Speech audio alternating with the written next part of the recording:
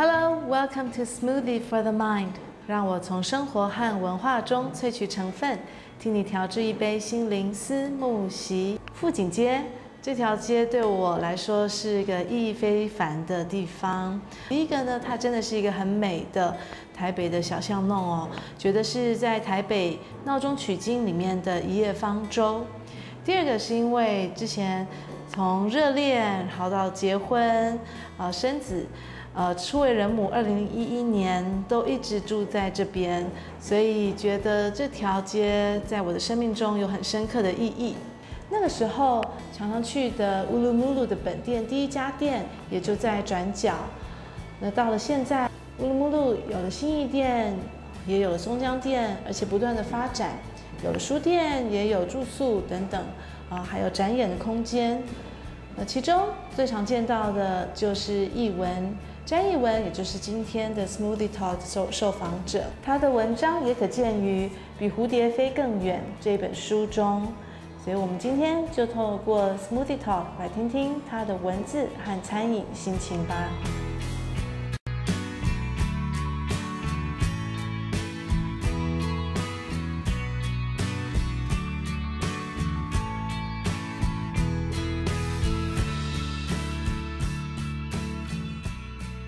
Hello， 译文，嗨，我刚刚那样子对你的介绍其实是非常片面的。你会怎么介绍你自己？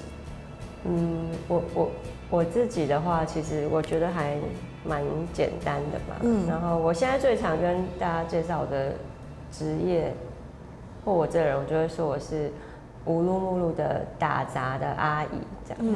对，因为就是基本上很多小事就会都需要做这样。OK， 那你自己的内心呢？你会介绍你是一个怎么样性格的人？我都会自己偷偷在内心里面觉得我自己是那个社会观察家。哦，这点很有趣，对不对？因为你现在所处的这个行业是一个很好的点。当你有空的时候，对，没错。好，那这样的话，我们就先从餐饮管理谈起好了。好，乌鲁木鲁真的是一个高品质要求，因为我知道，就是老板 Jimmy 是对品质都不妥协的嘛，所以这样子的工作环境下，还有工作标准下，应该是有很清楚的工作职责，还有 SOP。你可不可以跟我们说一下，就你这个职业，你的工作内容是什么？你大概是怎么样过完一天的？哇，一天哦，一天。我自己好，我讲一个比较就是大的方向好了，我最近也不是最近，就是后来这一段时间，因为我们其实是从就是前面 Ruby 有讲到，就是我们是一个比较小的店开始，然后到现在我们是一个可能像是一个品牌在做这样子。那就是我的老板 Jimmy 跟老板娘一棒，就是他们就是也是乌鲁木鲁的创办人。那我觉得他们在工作上面对我的影响是还蛮深的，对，因为他们是做建筑设计出身，所以他们在对很多的细节的要求都是非常的多，然后要非常的完整，然后要非常的用心这样子。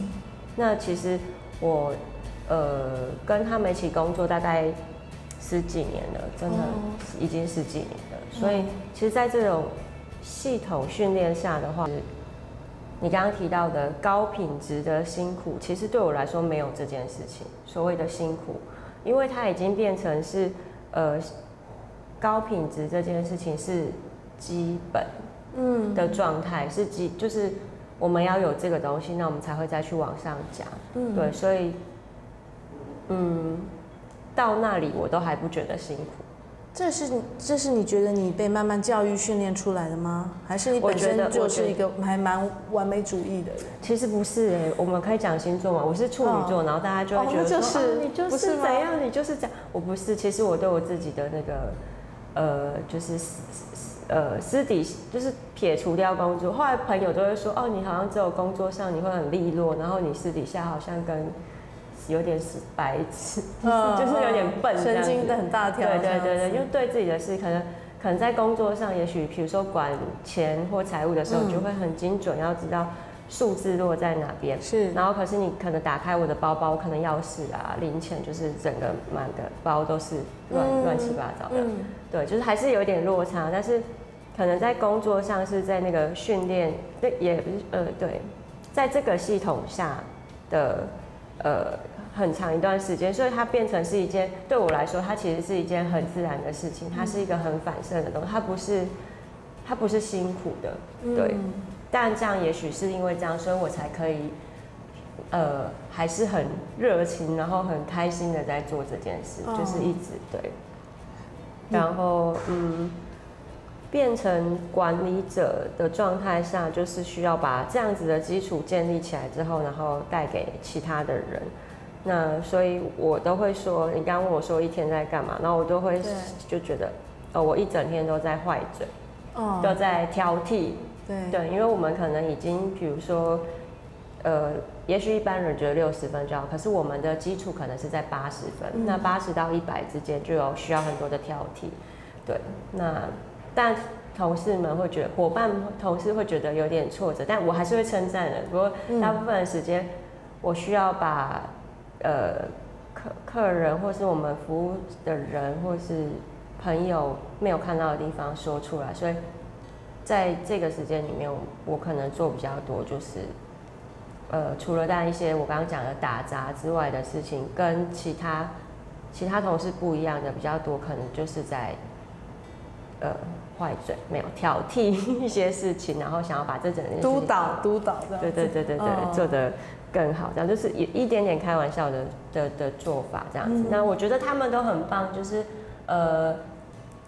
很多时候他们其实都已经做得蛮好的了，那只是他们需要有一些连结，比如说很多分店，而且我们的形式是不一样，我们有杂货店、有餐厅、书店，然后还有外带店，就是展览，其实都是展演空间，对，其实都是很不一样的。那对我们来说，这就是全部对我来说都是生活，我会遇得到的生活。那我需要把不同的部门。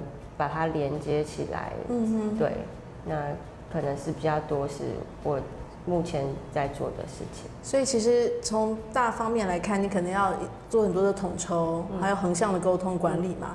可是细节，应该你眼里还是没有办法容下沙子这样子，对不对？所以就是大的也要管，小的也要管，是蛮琐碎的。那一文，我知道乌鲁木鲁真的，当然高品质呢，代表你们东西新鲜，然后手做嘛。是。所以换菜单是每年很痛苦又很重要的大事。那我们讲一下好不好？好，我们餐厅的部分大概是每年会换2次菜单，就是夏天跟冬天。那主要当然就是因为我们用很多生鲜的食品，就是一些蔬果啊、菜的部分。那所以。但不是全部都换掉，有些经典的东西会保留。那有一部分的菜是会做变化的这样子。那当然在需要想怎么样去编排这个菜单的时候，其实每个部门都是很崩溃的状况这样。因为你看我们其实也10几年了，我们这样子每次要不一样，其实是蛮考验的。对，可以跟我们说一下这个流程吗？以我这个外行人来讲。是谁先大概拟出这个方向？当然先是老板会先拟出这个方向，但有时候不一定是老板，因为其实现在的同事大家都有蛮知道公司，蛮知道自己我们的该要做什么这样，所以大概其实在比如说我们5月换菜单，可是我们可能在2、3月早一点的时候，我们开始就已经在构想了。那比如说换这一次的菜，有一些比如说调味料部分或者什么的，当然因为一些备料或成本的问题，我们当然会希望把它放在不同的菜色里面，但是不让客人觉得说好像在吃一样的东西。但是我们需要把这些东西做成一个比较有组织的状况去做设计，应该是说就是设计菜单。那当然还有包含要试味道、试做，所以我们会经过很漫长的试做的过程。对，然后同事都很厉害，因为他们要一般性的出餐之外，他们还要想这些东西，然后还要试做。对。所以大概你出来试做，然后大家是怎么样投票吗？还是试做，然后开始吃对，那这个中间的过程会在你出这餐也不是凭空你出来的。如果有去过我们新一店的办公室，应该就是我们老板的办公室，应该知道那个像你现在去会很壮观。我们那个桌子非常非常大的桌子，全部都是书这样子。对，我们会找很多的东西来看这样。然后你说你出来设计出来试做之后，当然是试吃。对，那这时候就变得很重要，就是大家的生活经验就变得很重要。是因为澳洲，我们是说我们是澳洲餐厅，其实澳洲就是一个新移民的国家，它没有真的所谓的什么什么澳洲菜的。对，所以很多国家的菜其实都是澳洲菜。而且我记得之前在听 BBC， 他有说，澳洲其实近几年亚洲的厨师很有名的非常多，是，然后加上就是当然有一批一批的新移民嘛，对，所以他其实也是一直在扭转所谓的澳洲菜，想要做多一点的变化这样子，然后但那个很棒啊，就是因为我们有很多的那个自由可以去调整，所以我们有很多中式、很多泰式、粤式、西式、希腊，对。那试吃的过程就会变得很有趣，但我们会开始有每个人会去试吃，那但我们又要符合这个原始设定的一些食谱的状况。有时候你会发现，那个如果你要做的真的很像那个经典的菜的时候，可能是很咸啊、很辣、很甜啊，或者是很多的状况，所以你需要去调整。那你要调整的时候，你要怎么去取舍？这个其实是微调的那个状况，其实是一个蛮挣扎的磨合吧。对，对。然后，但也不是投票，一定是有那个要有领导人，他还是必须要做一个裁决。对，因为因为老板就是 Jimmy 比较多，他去过比较多国家，所以他有很多的经验。对，然后，但我们跟他一起工作比较久的人，有时候都会觉得不要输他，所以我们现在如果有机会出国旅游的话，就会花非常多的精神在吃当地的食物。前段时间有一次机会又再回去雪梨，真的是毛起来吃。真的有什么让你觉得特别惊艳的体验或是食物？很多其实有很多是蛮有趣的。对，然后我必须有一点就是想要讲一点自豪的，其实我自己也觉得我们没有输澳洲的一些餐厅。对，比如说我们的肉派。对，那可能在澳洲它就是一个普遍的食物，普遍的，或者是它很便宜，或者是它用比较碎的肉去做，豆末去做。可是我们的肉我们要求的还是很高的。然后派皮啊什么的。所以有时候不一定会输，只是你有时候想要吃那个味道，对，调味上大概知道说当地的是怎么样味道，然后你再带回来台湾的时候，你再要怎么样做调整这样。对。然后或者是像澳洲有很多的希腊菜，也是因为移民，所以他们有很多越南菜跟澳洲菜，然后一直以来。希腊菜不是澳洲菜，希腊菜一直讲错。希腊菜是台湾的同事比较难去揣摩那个味道，然后有几个同事有一起，这2年有去土耳其吧。对，他们开始就是体会到了一种地中海对的风情，体会到原来这个东西是什么味道，所以我们在换菜单，他们的掌握度会越来越高，这个是非常值得开心的地方。对，因为自己的经验的累积，这就是我刚刚前面讲一些热情的部分，去引导那样子。对，然后，所以大家当然还是会试吃这样子。那我们有很多的国外的客人，非常大量的国外的客人。那有时候说真的，我们在比较难决定的时候，我们其实有时候会找比较好的客人，可能他刚好来电，也许我们就会试着做一些分享，不是只有台湾台湾客人的接受度，也许有时候我们还是会想要符合那个原本的精神一点。对，那我们会自己在这个中间这样做取舍。的确，我真的觉得乌鲁木齐是一个很神奇的地方，因为这么受自己，我们本身当然台湾人去的很多嘛，但是同时又有这么多很支持的国外的朋友。对，等一下我们会讲到，就是对我来讲是一个蛮反差的，蛮反差的一个，就是它是很棒、很极致的右派的饮食体验，但是它又是精神上是非常左派的，然后又提供了这么大量的很多元的报章杂志，很特别的。所以菜单的进行大概就是后面当然有很多很琐，比如说像我可能要负责写文案嘛，拍照，然后设计排版，对，这中间都需要经过很多很大量的讨论，因为我们有很多的部门，比如说咖啡的、调酒的，然后甜点的，然后厨房的，对。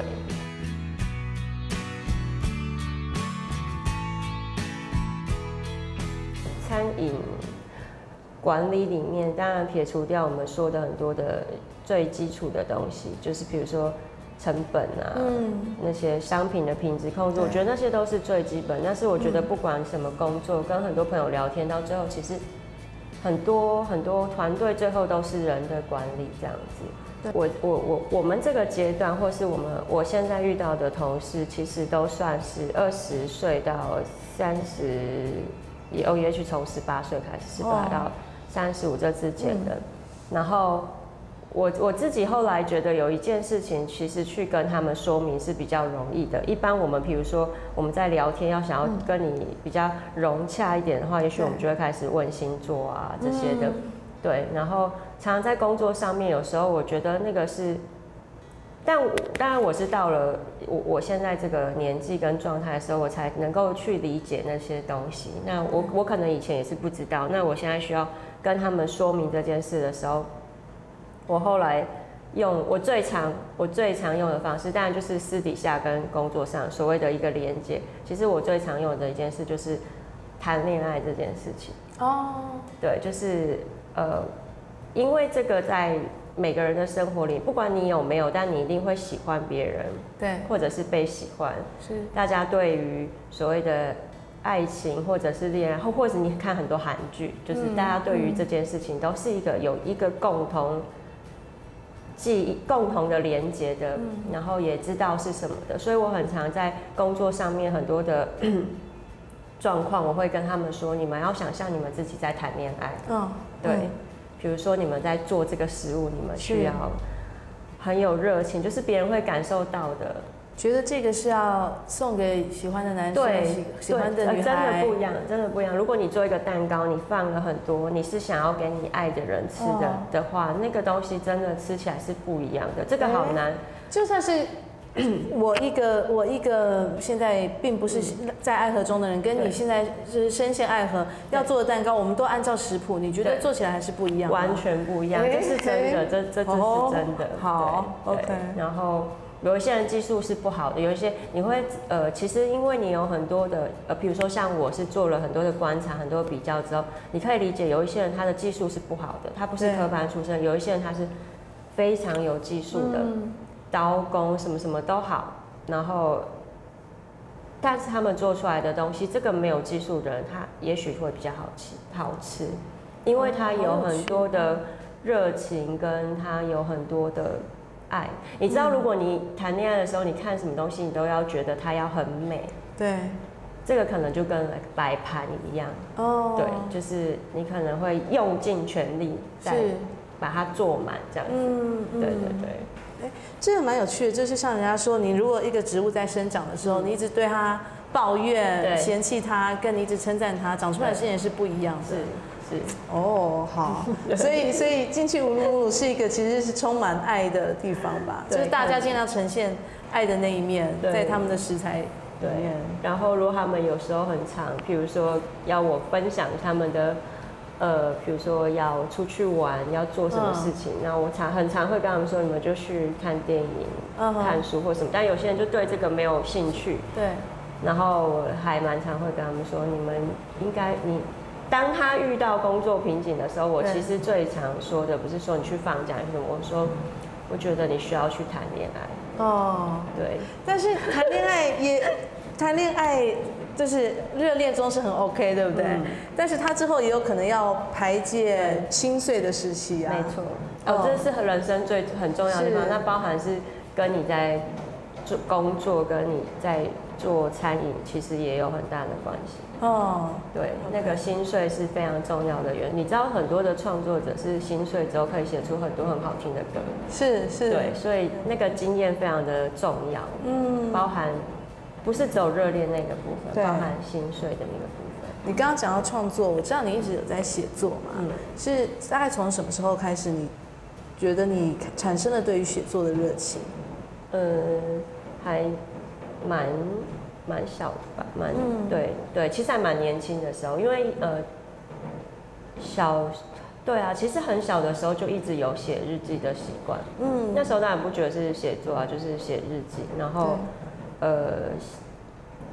比如说你看了什么书或者是什么电影或是什么的，你当然会想要把那个感觉写下来。那很多那些东西就是会放在日记。那后来我们用电脑比较多，可能我就是写在电脑里这样子。我其实一直好像成长的时候都被人家觉得是一个文静的人。那我觉得是可能我想要讲的话很多都已经我自己都写完了，所以我就是没有什么好事，然后自己在内心可能有很多的状态，就是去反复。所以当你要那个东西的时候，也许我觉得就像学语言一样，就是它是需要时间，可是你不会知道它已经累积这么多了。然后当你要写的时候，也许你就是会很容易这样子。刚刚你有讲到，你其实还蛮喜欢观察人的。当你有这个闲暇的时候，因为我在想，这餐厅可能真的是非常忙碌。乌鲁木鲁应该它有形形色色的人，对，所以是一个很好的观察平台。超级，这也是我非常工作有热情的地方。大家下次去用餐要小心，有没有一双眼跟着你这样子？对，其实像我的状态，大部分是我知道以一般的管理阶层的状态，他可能已经不在现场工作。其实包括我的老板居民也是，就是你很少看到一个老板或者是已经做这么资深的人，然后还要在现场就是做一些服务客人的这些部分。其实比较大一点的餐饮的管理上，其实比较少的。但是我一直很难那个割舍掉这个部分，这样子，可能因为很多行政呀杂务需要去处理之外，如果可以，还是希望有一点点的时间，其实是在现场服务客人，对。这是你是蛮享受的嘛，这个连接，和客人之间连接。好，然后呢，看到了什么？你觉得有趣的？你曾经让你有心动，想要写下来，成为你的创作灵感很多。我这里面其实的这个故事里面有很多的片段，其实是餐厅里的观察，跟我自己本身的一些连结，对，我把它混在一起。对。这本书叫做《比蝴蝶飞更远》，武汉效应的43种生活。是，这本书里面搜集了43篇文章，43个作者，他们在10个城市，在今年2020年2月，因为全球这武汉效应开始发酵，他们的生活，他们的心情，那当然其中有很多是记录的心情记录散文，但是你选择的是创作，对，可以和我们谈一下这一篇吗？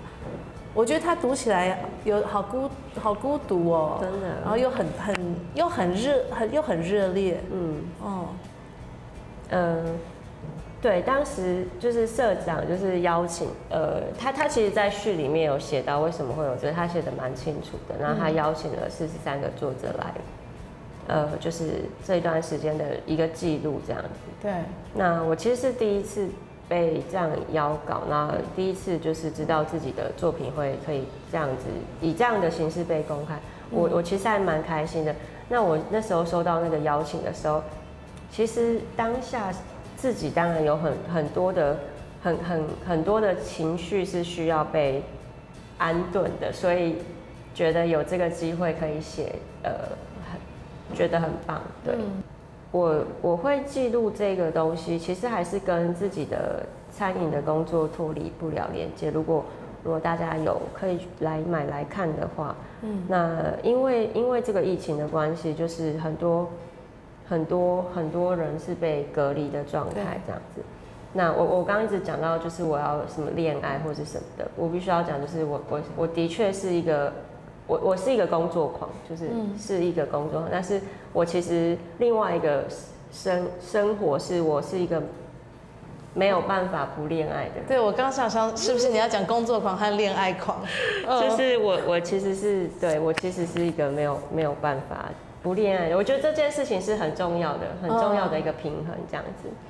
但是呢，也是要刚好天时地利人和，要碰到真的能够心动的对象吗？但这不一定是我所谓的恋爱，其实它不一定是双向的东西，有时候是一种情感，就是你需要有一个情感的状态这样子。对，那包含各种，我觉得恋爱就是有各种不同的姿态，包括跟工作，也许也是一种恋爱这样子。那其实，在这个疫情的状况下，我觉得人跟人之间的关系是被隔离的状况。可是我觉得有很多东西其实是很难被隔离的，然后有很多东西它是必须不是必须，就是它必然会持续的。所以我在这里面，也许我写的很含蓄，但是其实我想要表达的是欲望、贪心、自私、秘密。其实，在这个疫情里面，你还是看得到这些东西。对。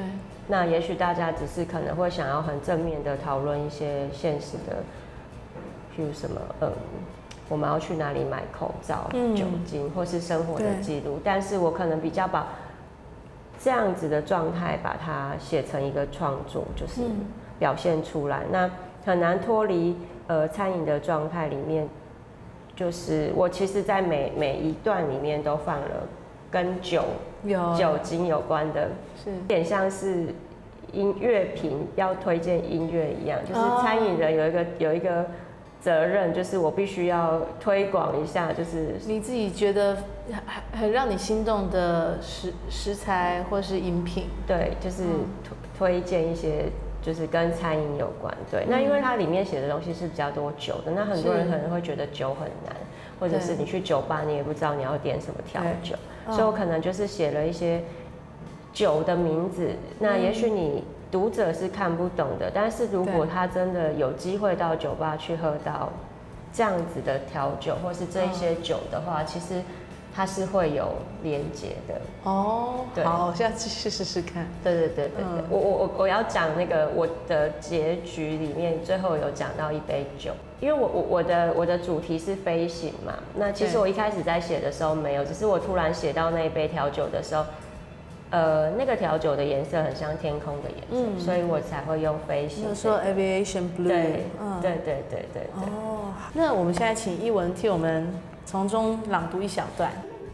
我们一起的日子像桌上常年灰尘被我抹开，默默飞扬在空气中，想拍开又坠落在身上某处，如影随形。时间是流动的，这个2月我一直在说服自己。一切依旧没有改变，可是我们都知道2月并不寻常。所有的秘密交集都是意外，所有的浪漫都是没有原因，所有的喜欢都是盲目，所有的我都像在谷底，未知待调查，需要隔离。真正败坏道德的是我们的目光短浅及自我限制。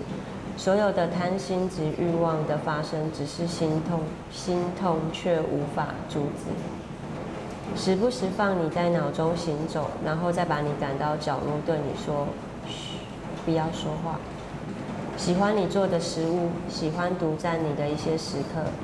虽然心痛，但仍感到幸福。觉得别扭的时候，想到你告诉我要活得自在些。觉得寂寞时，打开你录给我的话听。睡不着的时候，重复那些我们一起听过的歌。想哭的时候，要避开，同时想着你。我喝过最好喝的调酒，都是我最失意的时候。我最爱的人，都是我爱不到的人。谢谢，谢谢。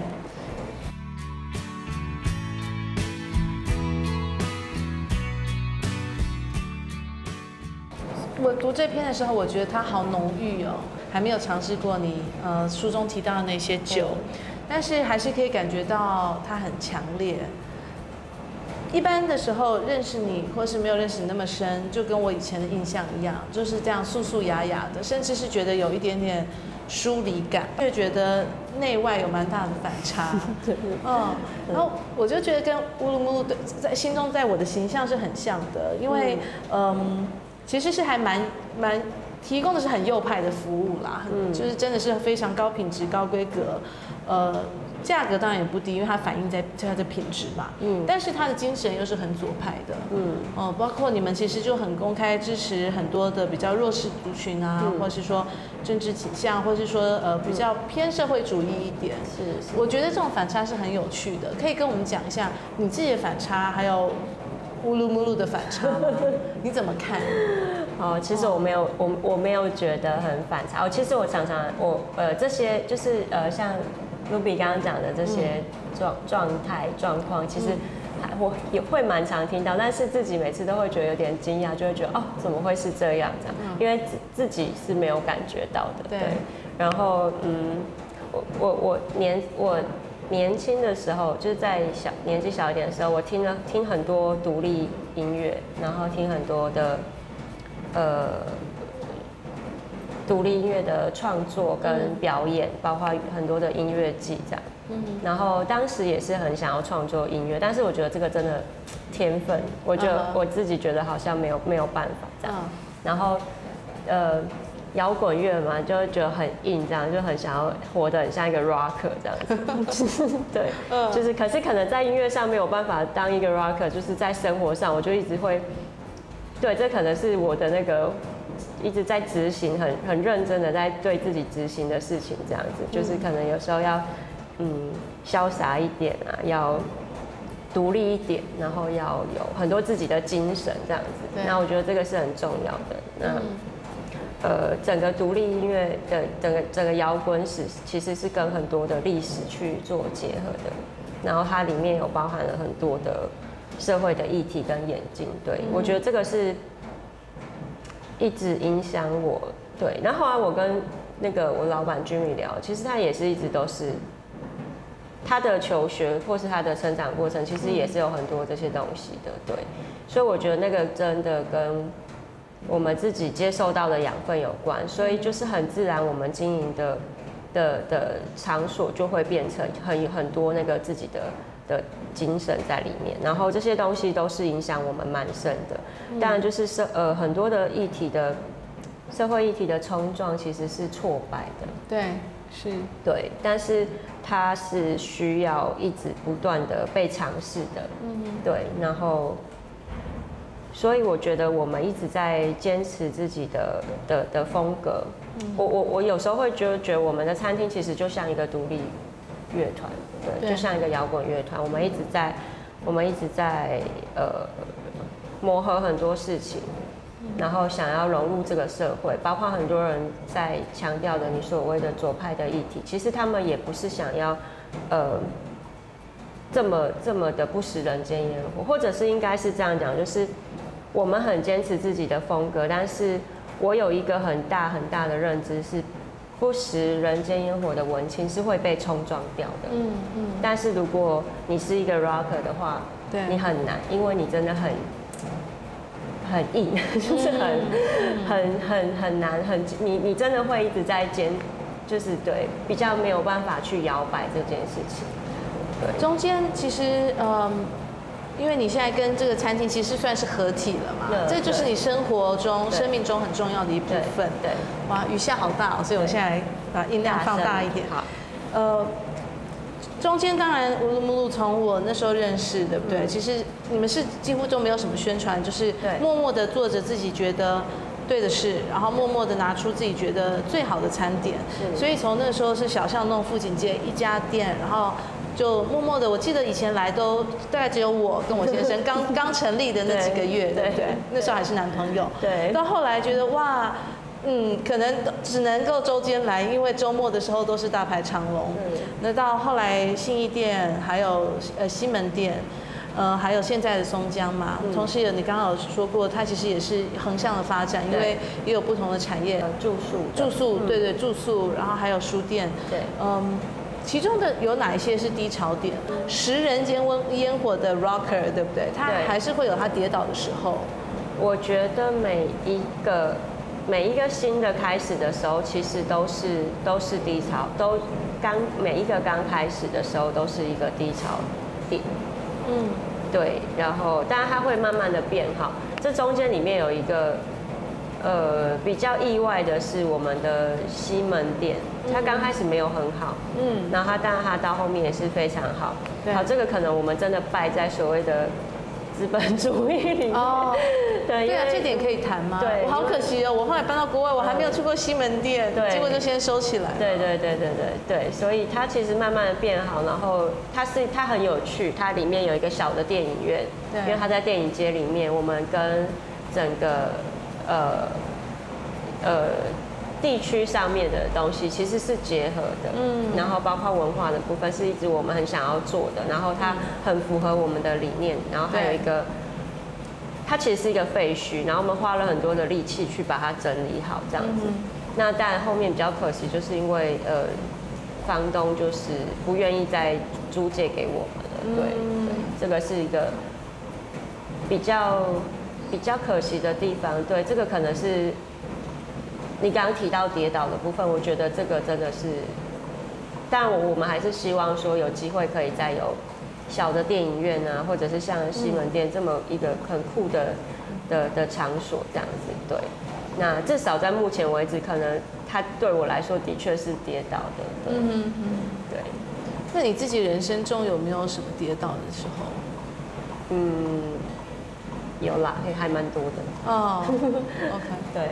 但是在餐饮服务上面，身为一个餐饮管理者，你没有办法表达出来，对不对？因为你还是要提供那个爱的蛋糕，不能够因为不开心，你的蛋糕就变得比较不好吃啊。所以有什么可以我们分享的？对，其实这个蛮有趣的。你要说很多在低潮的时候，其实反而因为在餐饮工作，然后观察看了很多人的来来去去，所以对于很多以前你觉得会敏感或是有点低潮的事情，反而你会看得非常的豁达跟对。其实你要说其实最前面有一段有讲到说为什么我会开始写作。我一开始的比较多的写作其实是比较没有自觉的，比较多是因为像比如说记录，对。然后我刚前面有讲到说，可能也许自己想要做音乐，就想说来写歌好了，来写词之类的这样。所以开始就会写一些很像比较短的东西，像诗一样的东西这样子。然后再来写我最大量的时候，我现在回过头去，我发现其实我写不出那样子的东西。我有一段时间，我觉得我现在回过头去看，我觉得我写的东西非常非常的美好，但是那又有点不像是我。对，就是在很低潮的时候，其实我们刚刚前面有聊到说，关于恋爱这件事情，你一定会在恋爱里面跌倒，而且跌得很重。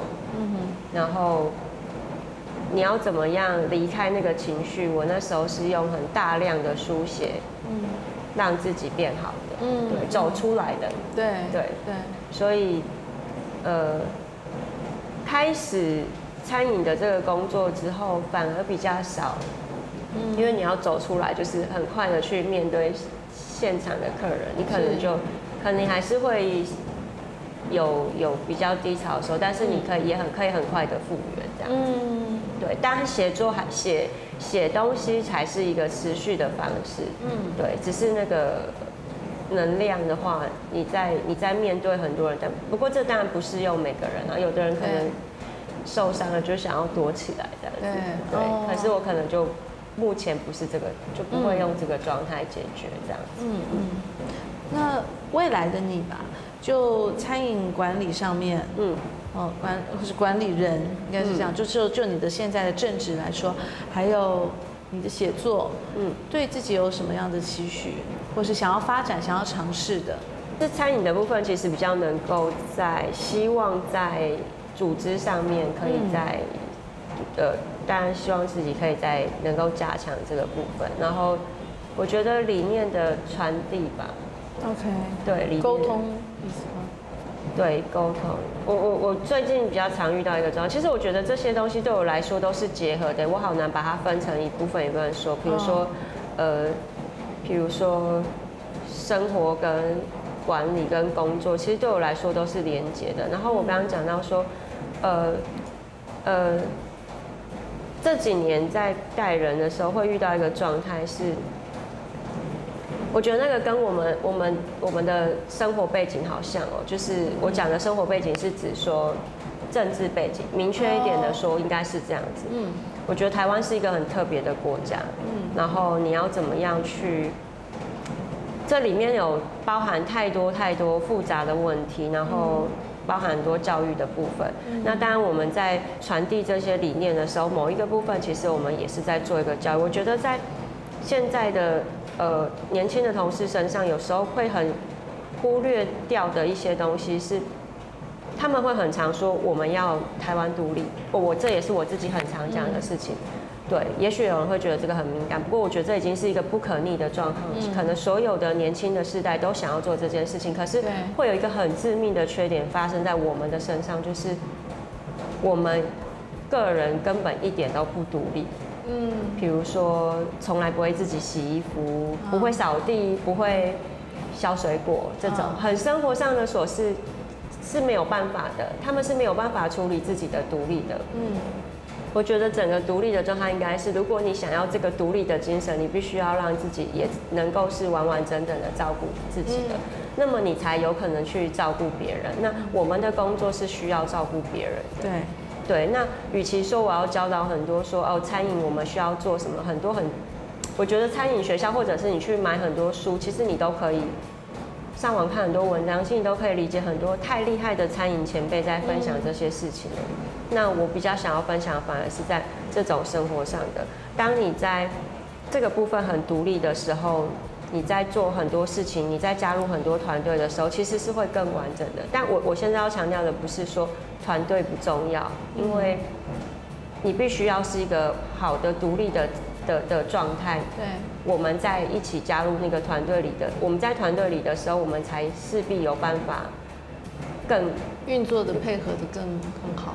对，就是可能才会更有办法，我们才会更有机会再往前，或者是做得更好或更多。对，那这个大概是餐饮里面我自己比较想要，就是去跟比较多年轻，是比较内在精神，或者说一个人的养成的状态，对不对？对，这是你觉得更重要的。对，我觉得这个是比较，我觉得只要一旦你有这个精神，就是我自己至少是一直这样的期许，我就会遇到很多的问题或是挫折，我会想办法自己去独立的把它，我会不要说独立，应该是说我还是需要别人帮我，但是我会想办法去解决这些问题。对。那我觉得这个是很重要，因为它就是一个小的点，如果你把它扩大到你的生活、整个社会或是整个国家，它其实是很重要的。对。那写作的部分当然就一直还是一直比较松散一点。对这个东西，对。那你的工时应该非常的长，也没有很一定，对不对？可能是一周末大概就是你们最忙的时候。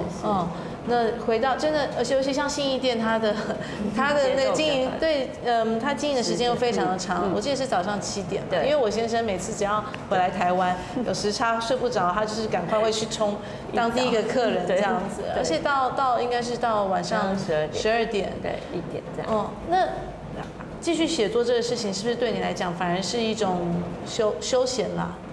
是，因为一般人会觉得很累了，回去可能什么都不想动了。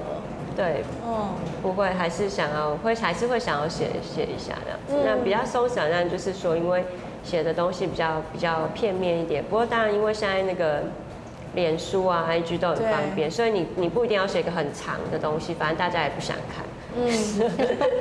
就像我的影片一样，很长，可能人家说哦40分钟，就是写一个短短的东西，对，也好，所以我才会说比较松散，可能就是哦这样滑很多很有趣，但是你是可能有点难连接在一起，这样就有点琐碎的生活这样。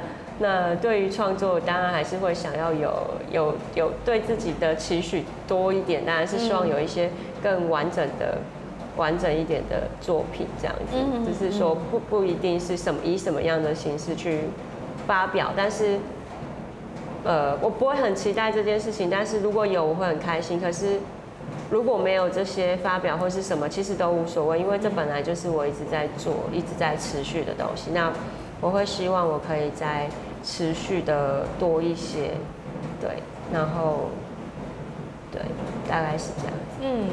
好。那我现在想要再听最后一个问题。哦，好，对，就是想要听听看艺文，在你生活中有什么东西、人事物，对你来讲像是一个 smoothie for the mind，让你快乐，让你放松，让你觉得做了以后会更有活力的。好。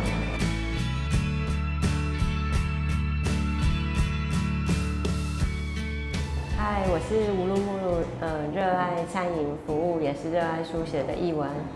那我的心灵思慕席3个配方，第一个是情人的拥抱，对。那如果没有的话呢，到海边走一走。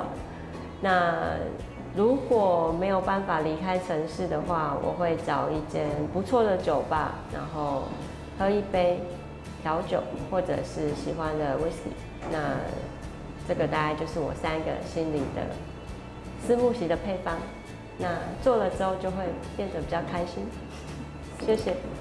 今天谢谢艺文和我们分享从味蕾上面的完美主义到你写作上面的锲而不舍，真的是人如其名的艺文。对，然后希望以后大家可以在乌鲁木可以享受美食的同时，也许我们也可以同时很期待艺文之后的文字上面的发表。谢谢你，谢谢，谢谢，拜拜。拜拜。